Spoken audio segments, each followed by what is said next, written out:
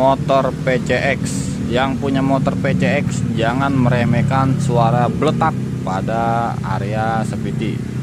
Ya bisa jadi itu biji klahernya lompat nih. Ya akhirnya apa? Nih, merusak area rasionya hancur. Nih, gompal. Nih bagian crankcase-nya juga retak nih.